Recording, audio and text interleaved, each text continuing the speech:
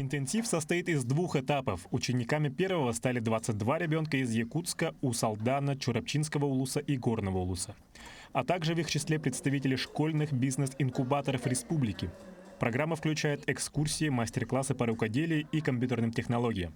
В начале программы у нас всегда идет процесс знакомства, командообразования и генерация идей, в ходе которого получается процесс, когда школьники друг с другом знакомятся и сами выбирают себе лидера, который дальше определяет их стратегию как и в бизнесе, так и в процессе обучения. Дети все разные, очень хорошие, и вот даже вот сейчас видно, что они стремятся к получению знаний.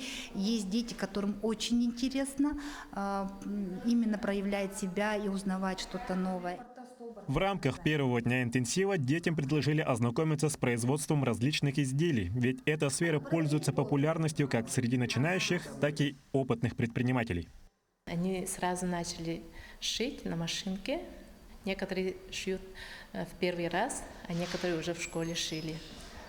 Сегодня покажем свои изделия.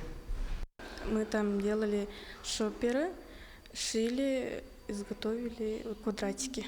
Мне не было сложно, было интересно. Второй этап интенсива пройдет уже в августе, а итоги текущего этапа будут известны уже завтра, где они представят готовые проекты, которые в дальнейшем смогут развивать самостоятельно, и, возможно, именно эти идеи в скором времени станут началом нового бизнеса. Петр Лукин, Иван Саракаумов, Якутск.